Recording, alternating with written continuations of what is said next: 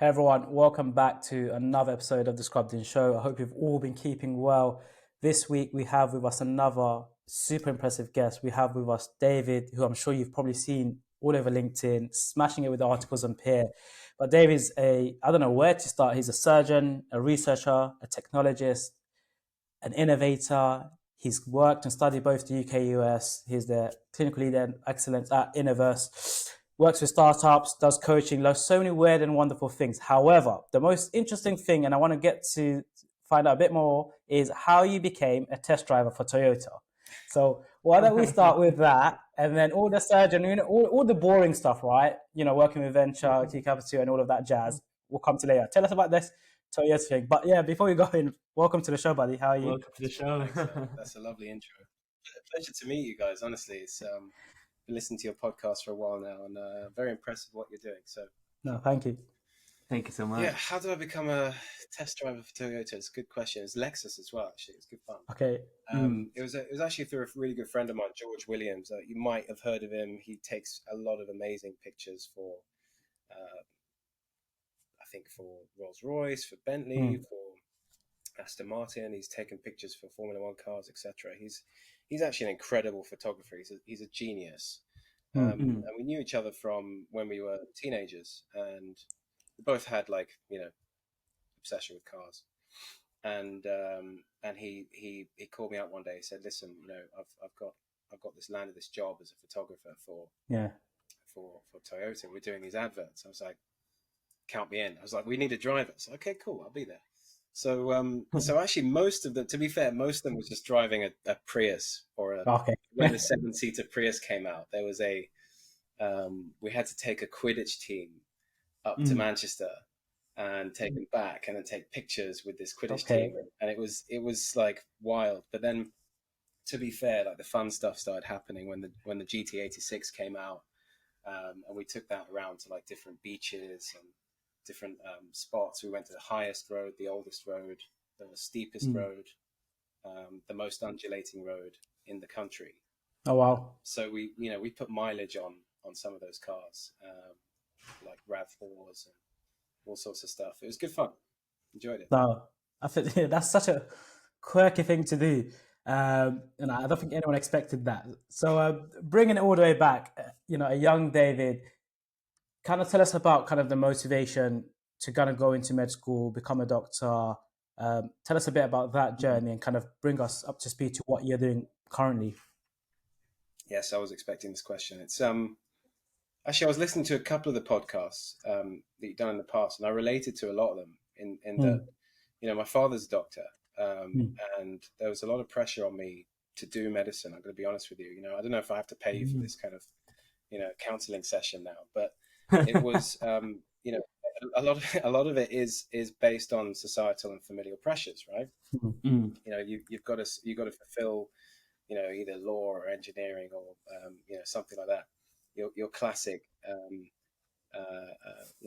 modules. But I'll be honest with you, ever since I was a child, and maybe this was because my father was a doctor, maybe the amount of times whenever I was ill, he was always there. He was incredible. He studied as a pediatrician initially.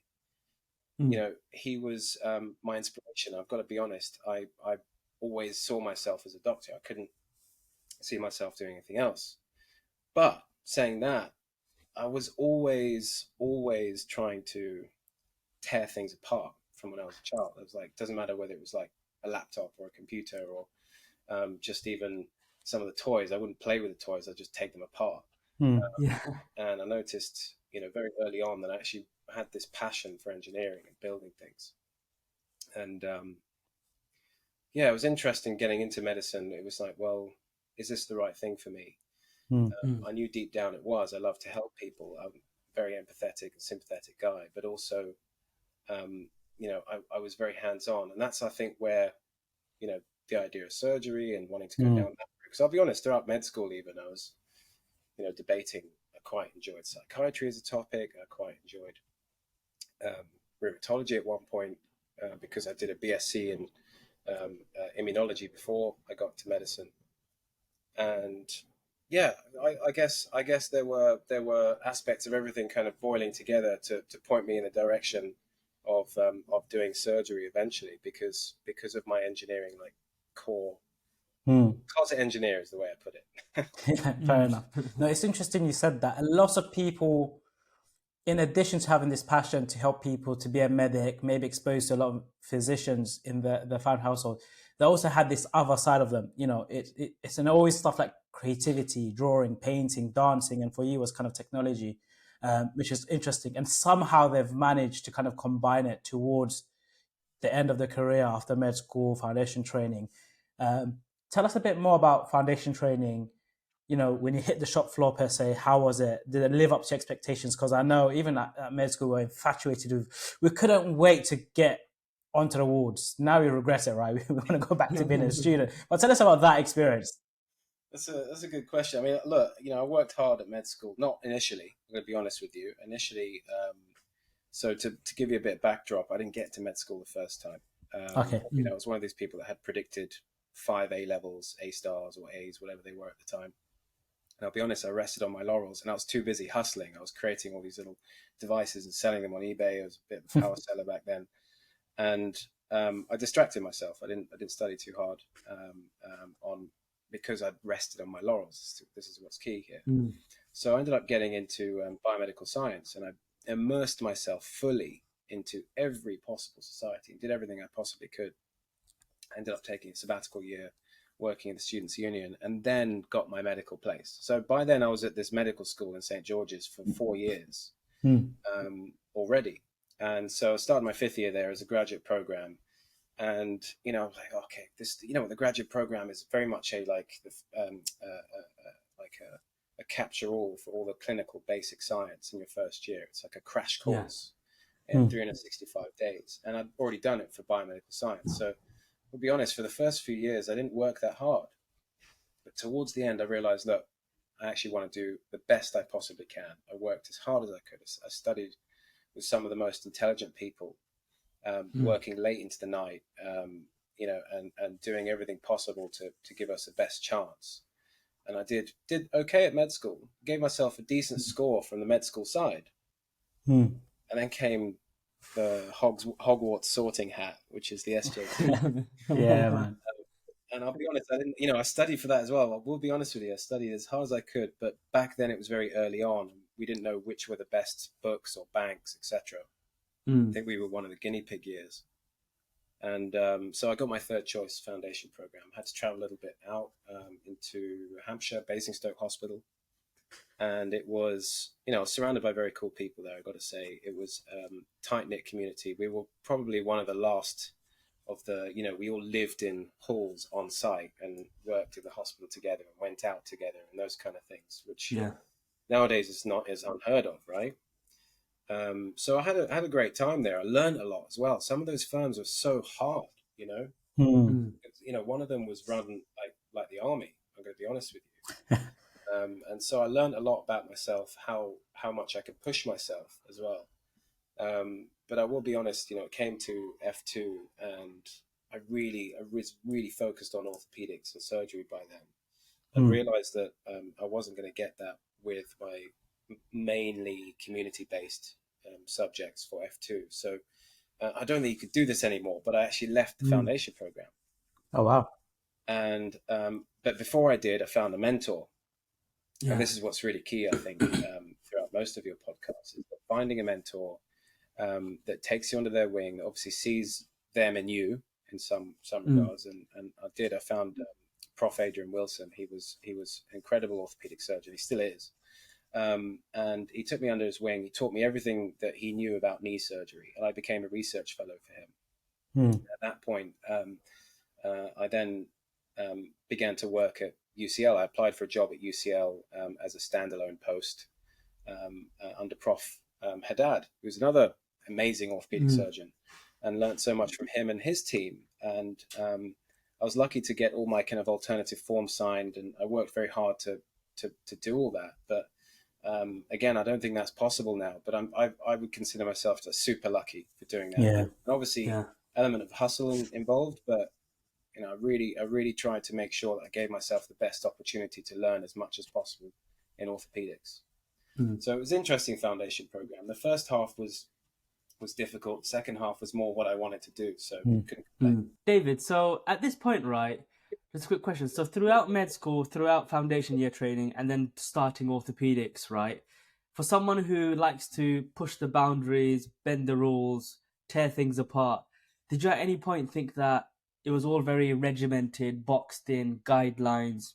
What did you think of that? How did that fit with your personality? Yeah, I think that's an interesting existential question, isn't it? You know, medicine is very much like trying to create a certain type of personality. I think we see this from the interviews. I used to do MMI interviews at med school, so in my latter years.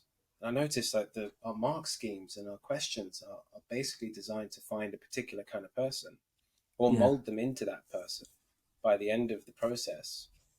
And yeah, I mean, not just me, but I know so many like hugely talented people. I know one guy who could play like 25 different instruments, and he recorded all these albums. And I don't know if he does as much of that anymore. But and there are plenty of people like that. That their talents and their quirks, their out of the box thinking, were definitely, I guess, constrained and designed to fit within the tunnel. We've got the blinkers on in medicine. You know, we're given that, and I do talks on this, right? We're given that kind of that roadmap from cradle to grave of doing med school, doing what the quickest you can become an orthopedic surgeon in this country is 11 years, right? So if you take no days or no years out or anything like that, 11 years you work as a consultant and then you retire. Whenever that might be. That's literally it, you know. And we almost have our choices made for us in that whole process. And so it was difficult for me, and I think that's probably why I am where I am now. Definitely. I do agree with you. I think maybe there are a few things that can be tweaked as the gateway to kind of pursuing a career in medicine. But at the same time, the flip side of the coin is when you're someone like me, kind of super influenced by anything and everything, you need a bit more guidance. You need to kind of be told what to do. Obviously, after the podcast, things have changed significantly for me. But back then, I thought this is the dream for me. I like to be told what to do. You know, I love the headache. Just tell me, I'm what you call like a super worker. Yeah, I don't want to think. I just want to be told what to do. I'm like, I'm those type of guys, right? I don't want to think for myself. So you kind of leave the F1. After F1, you did a standard thing at UCL, you've found yourself really good mentors that have kind of guided you and you're starting to get into your element. What happens next? What was the next phase of that journey? It's a good question. I think for me, I had my heart set on being an orthopedic surgeon. I still do. I will be honest with you. But there was definitely something inside that yearned for more. And the problem is, by the time I was trying to work that out, COVID hit. So, I managed to get into core surgical training. That in itself was, an experience, and actually talked about that experience on another podcast, Disrupting Doctors. But so I won't go into too much detail here. But eventually, I got into it, and within the first 6 months, COVID hit, and was redeployed into ITU for about 9 months because I had some previous ITU experience, and everything was put on hold. Life was put on hold. Everyone's life was put on hold. And I think it was coming out the other side of that where I realized I was really burnt out, not just burnt out from the actual COVID experience of working practically every day and then seeing everyone pass away and ventilating friends, etc. But it was more the fact that I was trying to work that situation, the answer to your question, before all of that happened, and I still haven't worked it out, almost a year and a half later. So, I think at that point I started to look around to see what else I could do that can satisfy what my inner goals were. I actually was taking into consideration some of the questions that I went into one of your Peerr articles that I wrote for you guys, which are one of my core values. I started to think, well, yeah, I love surgery. I love education. Why not try and figure out something that I could do with that, But I think initially a lot of my frustrations were born out of what I was working with. You know, some of the pieces of software that I was using as a trainee, either for patient pathways or even sometimes doing hand-based consent, etc., would drive me up the wall. So I would this is when I actually created a kind of beta, very basic digital consent-based platform, which I applied to the clinical entrepreneurship program with. And you know, that gave me a lot of insight, because I met, obviously, part of that marketing analysis, I met loads of really amazing people that were already doing this, and I pivoted away from it really early. One of them is Concentric, which is, you know, those guys are incredible. I love Wow, what they yeah. you know, every time I meet them, we have a great time. I actually have a pair of their socks that I wear on a regular basis. Yeah. But you know, but then working with you know, some of the patient pathway services, like Open Medical had a solution, for example, and seeing how, you know, potentially I could help them and work with them. And so I started speaking to CMOs and CEOs of different companies to see how I can contribute. And I realized, actually, I've got a lot to give. My mind had clinical experience, and it also had an engineering background. I'm very much a solutions-based person. I like to come up with a solution to real problems, rather than you know, the other way around, as it were. And I guess, you know, tying that all in together, I realized that potentially I would be better off not just working clinically, but also working in this kind of environment. So I guess that would be the beginning of That journey. journey. Yeah. And now that you've kind of discovered a bit more about yourself, and like you mentioned, your core values, you realize that you want to do more than medicine, not be stuck as a clinician or a surgeon. How did you kind of scratch that itch? I know you applied for the NHS Entrepreneur Program, you worked with a few things with the software, but when does things start to pick up pace for you? When do you start doing all these, what we like to call alternative roles? You know, how does that fall into place in your journey? Yeah. So I think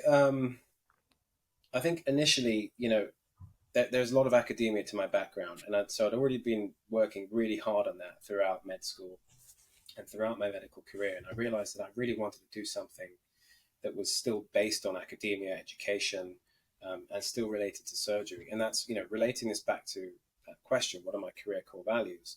Well, if I'd gone and worked in just a SaaS company, for example, that had some relation to surgery, but it wasn't really hands-on, and it wasn't really super academic, I think I might have burnt out again, because I wasn't satisfying what I really wanted to do deep down. So at this point, I was looking around. It's actually one of my close friends, and from, you know, via the clinical entrepreneurship program, I saw Elliot Street from Inovus. He gave a little short talk, and I was like, "Hang on, this sounds really interesting." And he had a job opening, and I think I've heard on your podcast before that the front door doesn't exist, right? Yeah, it never exists. I literally applied to the front door here. I literally was like, I don't think I'm worthy of this job, but I'm going to apply anyway, because I believe in what he's doing. And at that point, I got invited to an interview. You know, we got along like a house on fire. I didn't think anything of it, because I was working so hard as a core trainee at the time. And I knew that there were lots of people applying for this job. I thought, you know what, front doors don't exist, right? And a few months later, I found that, yeah, I had been offered the job. And since then, I've got to be honest, like, since then, all of that had been bottled up for a while, in terms of all my innovative ideas, and perhaps all my,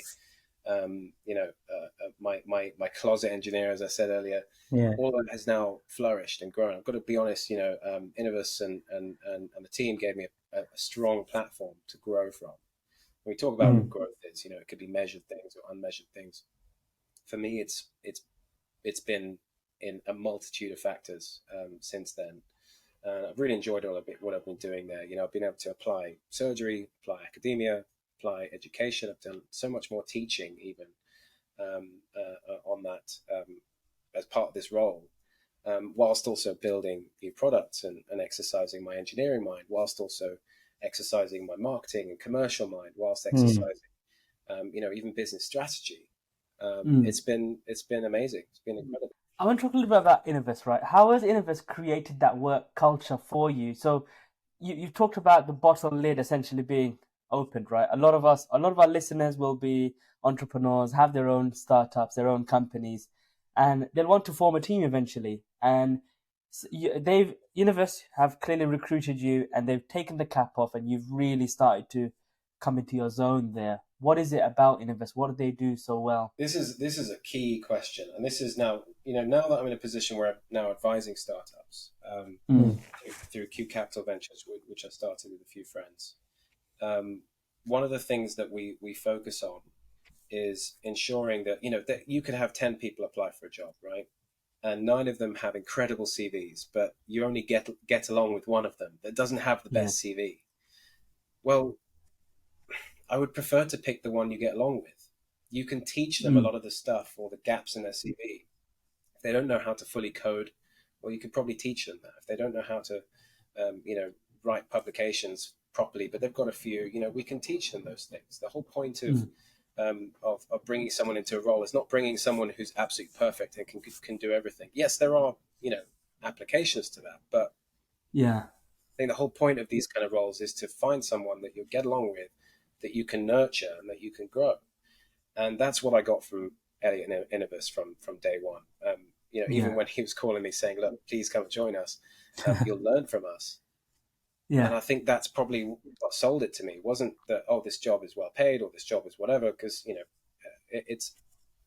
it's more about, it's less about the opportunities and those kind of things, which you can find elsewhere. It's more about what you can learn. And I think at the end of the day, that's what attracted me to it. And yes, there are roles out there that probably have better perks, better pay, etc. But for me, it was more about what I can learn, and I've learned so much in that time.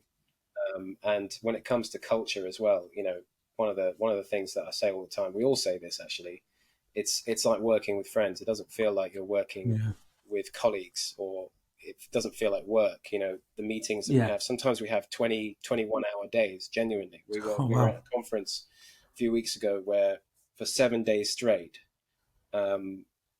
we were working from 6 a.m. I think one of the days we had a 6 a.m. 5K run, and then by 8 a.m. we had breakfast, showered. We were at the conference. We were there until about 6-7 p.m. and then we had client dinners in the meeting until about 11 p.m. and then we have a few hours sleep and then go back to it all again. It's crazy. So it was like, it's really intense. It's more intense than NHS shifts, but you feel less tired because you feel more fulfilled and you're working with people that you love to work with. So I think the culture is definitely immersive. It's really hard working. We're constantly turning up. We're constantly working every day, chipping away, as Elliot puts it, on whatever we can do in order to achieve our goals and our mission. But at the same time, it's such a friendly environment that actually doesn't feel like work. I've got to be honest with you. It's amazing. Amazing. So it sounds like a key part of the driver is that there's a sort of a clear fit between you, the mission, and the company there. That's really cool to see. Another question now to follow up on that. So you just said 21-hour days. So in the startups scene, sort of, that's very common, right? You're doing 18-hour days, flat out, working on so many different things. I think a lot of people fantasize actually about starting up, working for a startup, joining a team because it looks cool on the outside, right? But it's that learning element that's such a powerful driver. Just tell us about some of the things that you've learned and how it's contributed to you then, say, picking up other roles, the QCapital Ventures. What things have you actually picked up at Inovus? That's a really, really good question. I've actually learned a lot about business strategy, learned a lot about marketing strategies as well, which I'll be honest, I knew aspects of. I'd learned quite a lot from CEP and even the website that Tony Young has called the Anhorn, for example. Fantastic website. There's lots of things that I read about, online MBA courses and things like that, which, yes, you get the theory, but then how to apply that is a completely other story. That's what we're doing in surgical simulation. Understanding the theory, but then applying that is key. Translating that from theory into real life is some of the hardest things that we can do in anything. So seeing that firsthand and learning that from these guys, they've obviously done a fantastic job at it. And so I was able to then apply that, extrapolate that into the what I do now in my other roles, which is really, really amazing. It's kind of gone full circle, at an amazing speed as well. I do tend to pick up things quickly, but I didn't realize I could pick it up this quickly, for example. And I think that is testament to how well Inovus does things in regards to those particular topics. Absolutely. And obviously, it's a two-way thing, right? There's a lot of academia and a lot of academic principles that I've also imparted in the other direction. I think that's what's beautiful about startups and scale-ups is that, if you go into a big corporation like McKinsey or something like that, you're I don't know why I picked them, but I think you had someone recently speak about them at depth, right? I think you end up being placed in a JD or a role that has specific requirements and KPIs, and you're within a particular protected kind of boundary of your job, similar to being a surgeon or a doctor, right? But these scale-ups or startups, your role can be so multifaceted and varied that each day can be completely different. And as a result, you have more opportunities to either immerse yourself in something you're really comfortable doing, or the next day you could be doing something that you have never done before. And you have to learn how to do it, or learn from your team how to do it. And so I think that's what's been great about, working in this environment. And, to anyone that is looking to make this kind of jump, I would recommend that. It's so interesting to pick up things as you go along, and to share what you know as well. So yeah, I hope that answers your question. Absolutely. The question I had was, while you're on this journey, you're learning so many things, you're kind of discovering yourself. Were there moments where you missed being a surgeon? This is a good question. So I was actually juggling both roles 60% each until April last year. So there's not more than 100%, is there? But yeah, that was pretty hard. I was lucky that I was working in a hospital. So St. Helier, Epsom St. Helier were amazing with me to have asked for my rota in advance and the things that I was doing in advance, and they worked around me, which was really incredible. I know that wasn't going to be as easy for registrar training, which is why I haven't continued with it at the moment. But they have allowed me to continue working there, whenever I can. I tend to go in there on weekends to do elective hip and knee stuff with the consultants that I love working with. And I'm lucky enough to still get that exposure whenever I really want to. But I'll be honest, the other day I was working on our laparoscopic trainer here at my place for about 6 hours straight, with meetings in between. And so I am satisfying that surgical itch, I guess, on a regular basis. That comes back to what I said earlier, which was my core value was surgery. If I was to go into a role where there was going to be nothing hands-on, I would have gone crazy, because I wouldn't have been satisfying that itch. So I think I've been lucky enough to be able to do that both in a simulated environment, but also keep my hand in clinically. And I think that's really important for anyone thinking about these kind of jumps, is that, leaving clinical medicine and or surgery completely is, it may be what seems great or what you might want, but I think it's always important to keep a hand in, because you're able to then provide tangible feedback and tangible advice to the company that you're working for. If you have no experience of the front line or no experience of an OR, how are you to know how to answer some of the business related questions that we're trying to solve? So I think it's really important to keep your hand in. So yeah, I do miss, to an extent, the camaraderie, the working in the hospital. The elective work on a weekend is not quite the same. I do miss working in A&E. I remember I did like 12 to 14 month A&E job in UCL. That was amazing. I saw some wild, weird, and wonderful things. And I do miss A&E. I miss that kind of, sometimes when you see someone and they've injured themselves and they need suturing up, closing up, and as you're closing them, you talk to them, you understand about them, you learn from them. You don't get that on an elective list when the patient's asleep and you're placing their hip. But so I do miss that, I've got to say. And I think hopefully as I grow as an individual in this industry, it will allow me to have more time for that. Right now, I'm full time in the industry because of the level of scale up Inovus is doing. It means that I really have to dedicate pretty much every hour that I possibly can towards our mission. But obviously, once we get to a stage where we're more comfortable, we have a bigger team, perhaps I will. So this is the follow-up question, and you kind of nicely mentioned it. You're spending a lot of your time doing Inovus, super busy. How do you at the same time make the time to do the other roles you're doing? And you strike me as someone that gives it all. You said 6%. Anyone that knows maths, it's more than 100%.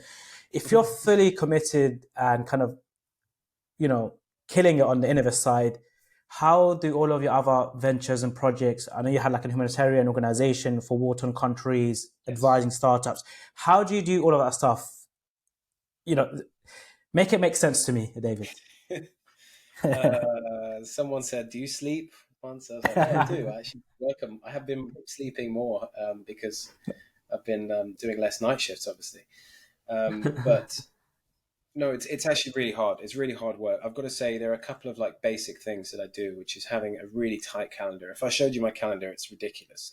There are blocks that I have for different things that I'm doing, and certainly delegation is really key as well. So I have people that I work with at QCapital Ventures and in the IOR, International Organization for Reconstruction, where we're able to keep things really kind of shared amongst the teams, for example.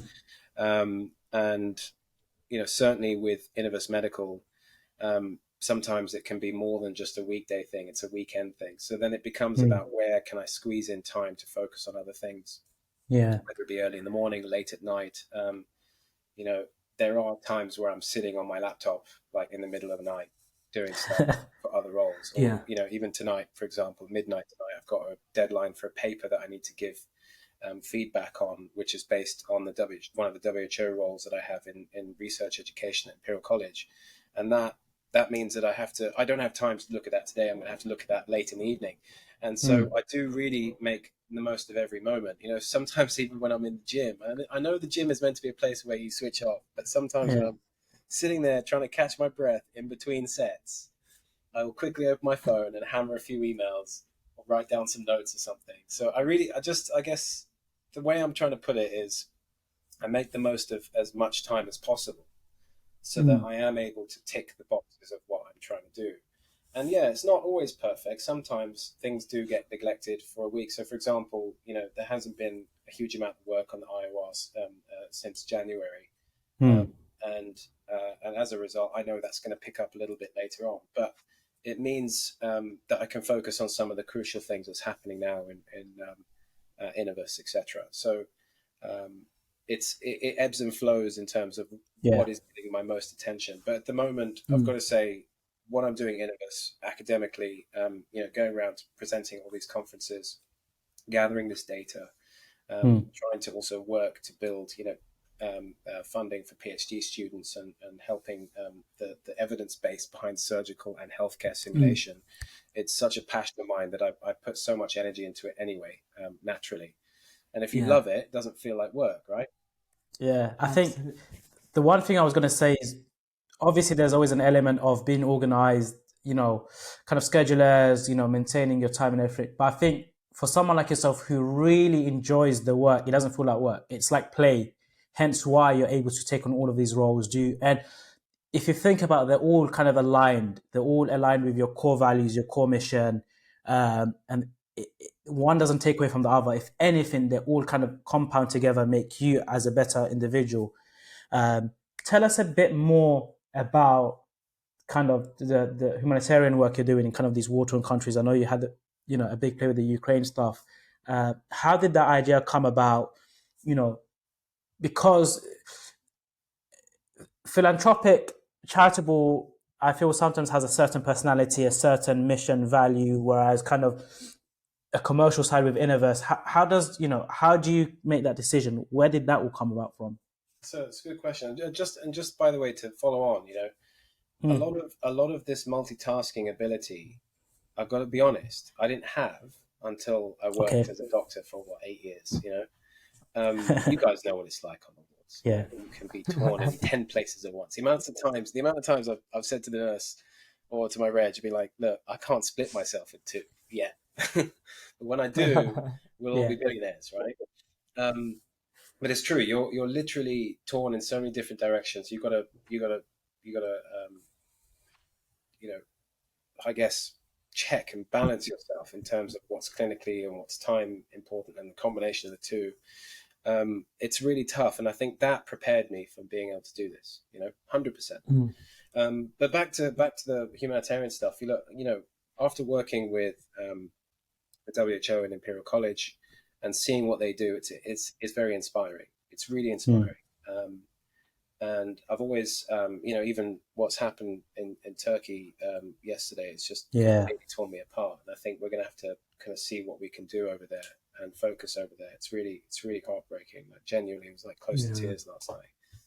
And I'm trying to figure out how we can potentially help them. But what we've done, for example, Ukraine and Libya, are our two focuses. It's actually a multitude of things, but a lot of what we do is based on introducing businesses, introducing investment, introducing academia, connecting universities there to universities here, connecting digital cities as well across the two sides, helping also government level bodies or people that are trying to get to that level as well. Try to understand their populations, and those kind of things are really tough. I can't go into too many details on the podcast. No, of course, those things are really tough to overcome, especially in those kind of places. But yeah, I think it is a very satisfying thing to do personally, but also when you see a project gain traction, it really, it's really nice to see the positive outcomes from it. So yeah, hopefully I'll be able to advance that even further. Obviously it's mainly just two of us working on this, and as you can imagine, it's very difficult. How I got into it, by the way, was through the National Liberal Club. I actually met my local councillor here, and he invited me over there. I met David Rubens, who's a doctor, a PhD actually, who works for the ISR Institute for Strategic Risk Management, and he introduced me to this whole world that he works in as well. So it was really fascinating learning from him, and he's a bit of a mentor to me. So I've got to say, hopefully we'll be able to provide more tangible things to these countries, and hopefully to Turkey as well. Fingers crossed. No, definitely. And I think the beauty of it all is you have a skill set where you are in a position and place to help. You can bring something genuine and impactful to the table. That kind of leads me to the second question. How important is it, or it might not even be important at all, when you're working with kind of these organizations? You are working with kind of Imperial College, WHO. You've been working with the basics, in the Surgical Society, accredited by Royal College of Surgeons, Inovus.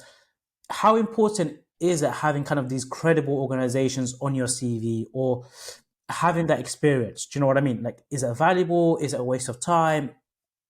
Can you hear your thoughts on that, actually? I think it depends what it is that you're getting out of that organization, and what you're providing as well. I mean, if it's a superficial engagement, then it's probably not going to be worth it. But I do know people that love to build CVs based on that.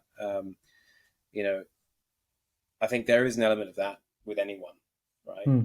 But that shouldn't be your main driver, your main focus. It should be about what is the bilateral conversation that we can have here. What can we both gain out of this? My engagement with the Royal College of Surgeons, for example, is that I work very closely with Innovation Hub, that's led by Ryan Kirsten, who's incredible surgeon, incredible innovator, leader. I think he's exited his own successful business as well. You should probably get him on the podcast. Yeah. But he, and also I'm faculty for BSS. And why? Because we create BSS modules ourselves at Inovus. And so everything kind of ties in together. It's a two-way thing. I'm not just, just a member for nothing, but I also have taken the exams. I'm passionate about what the Royal College of Surgeons are doing. And I think at the end of the day, they are a blueprint for surgery around the world. And, now working with the Middle East, we're seeing a lot of what the Middle East are trying to do to prevent their kind of brain drain of people leaving the country to come to the West to study. Yeah. And end up staying here. They're trying to now retain and do their own medical school and surgical training.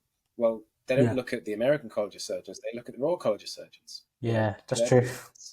That's fascinating when you consider that perhaps the American College of Surgeons are pushing the boundaries of innovation further. So I don't know if I'm going to ruffle any feathers here, but it's true. And I think that's why the Royal College now is trying to push boundaries themselves. And that's why the iHub has been set up, and I think that's going to be probably the leader in the world when it comes to tying what the surgeons are doing with innovation. But as a result of that, I think it's got to be, back to my original point, it's got to be a two-way thing. There's no point in joining these societies just for the CV purposes, because then when it comes to an interview like this or an interview for a job, how are you going to explain yourself? What are you doing for these organizations? What value are you bringing? Because then it will give credibility to yourself as well. No, and I'm glad you echoed that, mentioned that, because the nature of medics is that we are CV builders. Let's be honest, we did it to get into med school even. But it's just like, I've worked at XYZ company, I did XYZ, and there's no real value.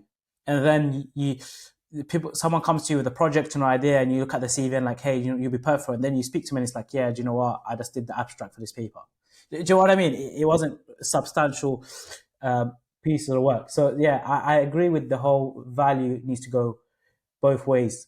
Talking about value, tell us a bit more about QCapital Ventures, helping startups, acquisition, fundraising. How did that come into the picture? I think you're doing that with someone else you mentioned as well earlier. That's right, with two other people. And we actually now have potentially a US partner to talk about. Oh, wow. But won't go into too many details on that. But basically, this was actually really, really nice setup here. We've got two of my really close friends. One of them I went to med school with, who's now a director for an international electric vehicle company. And then the other guy that we started it with was he's a MFA CFA. He worked in Citibank for almost a decade. He can build financial forecasts, as if it's the back of his hand, and so between the three of us, we're able to really give tangible advice, not just on business strategy, but also, to gain investment, to build your pitch decks, to understand what kind of investment that you need for your stage of business. And we can even dial down into the reads of what is it that what you're trying to do, and is it trying to solve a problem? We've worked with fintech, we've worked with deep tech, with health tech. For example, even some of the health tech solutions that we've worked with, it's quite nice that we've got two doctors, one of them a surgeon, to be able to provide like value to their problems. We've discovered USPs that they haven't been aware of. For example, we've helped them academically, we've helped them from an R&D approach, we've helped them keep lean. And I think between the three of us now, we've raised 22.5 mil for various companies and startups, which has been amazing.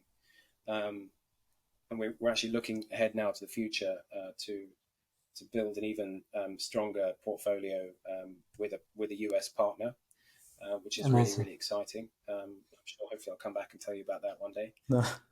For sure. And yeah, so I think it's an interesting venture for sure. It doesn't, thankfully at this point in time, it's not taking up too much of my time. But I suspect, maybe in 10, 15 years time, this could be the thing that I do as my number one, as my hero role. So we'll see what happens.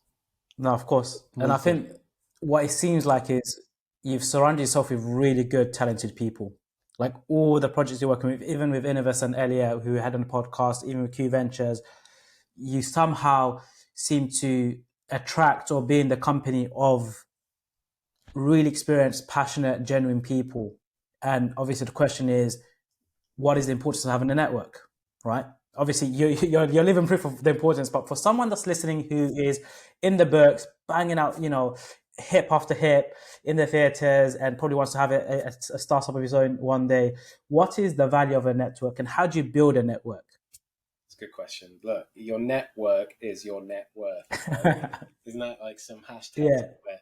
But it's true. It really is. You are a reflection of your immediate people around you. I think 5 to 10 people around you as well. So surround yourself with people that are innovative thinking, that are forward thinkers, that are thinking outside the box.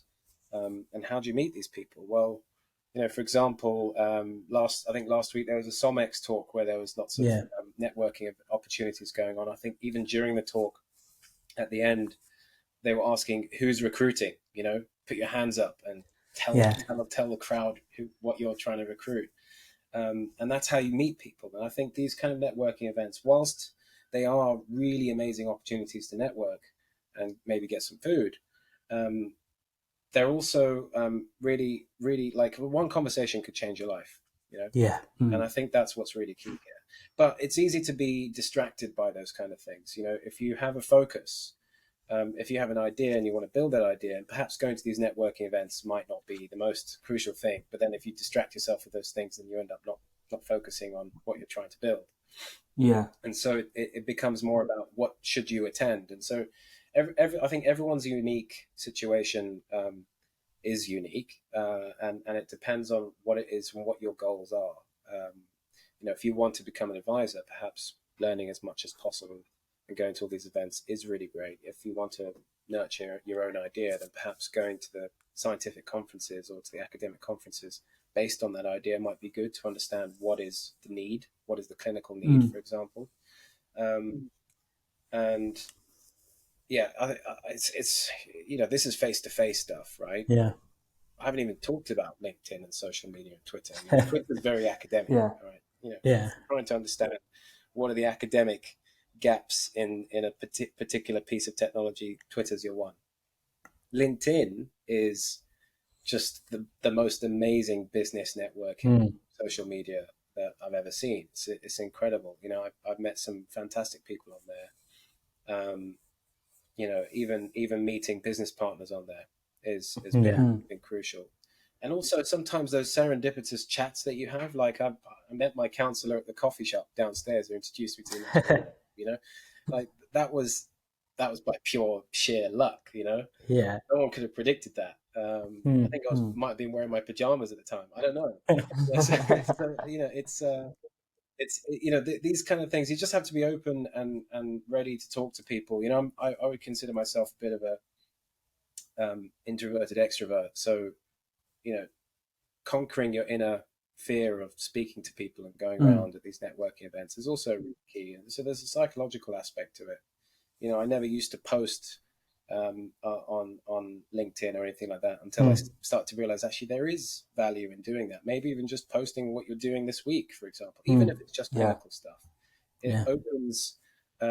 opens people's eyes to what you're doing, and when someone likes it, it opens it to their network, and when someone Yeah. else likes it, it opens up to their network, and so it can exponentially expand. And when we think about some of the marketing strategies, the timing of that post and getting your friends to like it within a certain Yeah. period of time also helps push it. So Yeah. you've got to think of not just the intuitive aspect, but the calculated aspect of what you do in networking, Yeah. which allows you to make the most of everything that you do. So, yeah. When you say networking, right, what are some key factors to healthy networking? Because I imagine it can't be a sort of that person can help me with that, that person can help me with that. I'm going to ask him for this. I'm going to ask her for that. So what keeps networking genuine, sincere, and a healthy piece of activity? It's got to be, for me, the most important thing is it can't be one-sided. You want something from that person, well, you should have something to offer as well. It shouldn't be a bilateral thing. even if it's just a hello and nice to meet you and great to expand the network. Would love to chat to see how we can find synergies and things like that. That can be a very generalized offer, or it could be, well, you're working on something I'm really interested in, and I can provide X that you might need. Something as direct and as transactional as that can really get you somewhere sometimes. So I think there's no harm in exploring those things. It's got to be, in my opinion, that's what makes it healthy, and non and balanced as well. And it's got to be that way, I think. No, definitely. Absolutely. And I'm glad you mentioned that. Conscious of time, Yes. we want it to fit in an average commute. So, last piece of advice for people that are on this journey of self-discovery, finding, like, your article on the zone of genius. It was quite good. So tell us a bit more about that piece of advice that, our listeners from around the world will kind of find value in. I think I'm going to refer to the zone of genius as well, because people like that article, I think. Yeah. Look, this isn't my idea, by the way. I've just got to say this is Mr. Hendricks from The Big Leap, and it's repeated again in the 15 commitments of conscious leaders. And I think there's actually a load of other commitments in that, not just working out your zone of genius. There's so many things about finding out who you are and how to be a good leader, and how to invoke the best out of the people that you're working with. But one of the most important things is trying to find your zone of genius, trying to find that zone that you enter where you can lose track of time, that you can do something for what seems like an infinite period of time, that you absolutely love and that you're uniquely good at. And trying to work that out, there are a series of questions that that book helps you go through. My article kind of summarizes it slightly, but I think it's important to exercise that. And don't forget, this can change as well. So to exercise it regularly, to think about, and the same for your core values, by the way, to think about these questions regularly, to work out how you work is really, really key. And how you can maximize what you're trying to do based on how you work and how you think. So, that's a really general piece of advice, but try and practice those things. I think, making sure that you're at the top of your game in whatever you do will involve looking after yourself as well. And I didn't tell you this earlier, but my third core value, it used to be friends and family, but now it's me. And it sounds selfish, but actually being able to look after me, being able to look after my sleep, my health, my ability to perform drastically increases, and my ability to look after those around me drastically increases. So absolutely. Actually putting my core values, me, actually includes my friends and family and my work all in one, because that is me. That's the total of those. Some of those things is me. So, focusing on those kind of notions means that you're able to really give the best at anything that you do, whether it's one thing or 10 things. And don't be afraid to make the leap of whatever it is that you think is your zone of genius. Go and do it. Don't be afraid.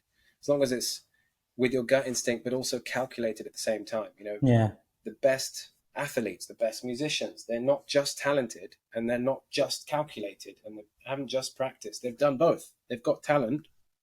So I'm telling you to find your talent, but also work on that talent. Yes. You can't rest on your laurels. I've learned from my mistakes that you can't do that. So you've got to combine the two together, and that's how you become the best of the best. I'm not saying I'm anywhere near that yet, and I want to try and get there one day. But that's just, I guess, the advice that I can give. So I hope someone takes that away. No, I think that's great advice, to be fair. You've had an incredible journey to date. I can tell this is only just the start. Like, you're scratching the surface of what you really want to do, what you're going to be. A massive thank you again, David, for taking the time out. I know you're super busy. I think we're 1 minute over the allocated time slot. Forgive us. Oh, no, I know. But it's been super fun kind of meeting you. You've supported us a lot, even with the stuff you're showing on Peerr and doing. But yeah, I think, it was good fun. And I think a lot of listeners will find value in your story and your journey and feel inspired as well, to be fair. Thanks, guys. Honestly, I'm inspired by what you guys are doing, disrupting genuinely and decentralizing education, and not just in one topic. This is what's really key. Like every time I see you guys post a new article or a new podcast, it's about something completely different. I love it. Absolutely love it. So keep it up. I'm supporting you all the way. No, thanks, buddy.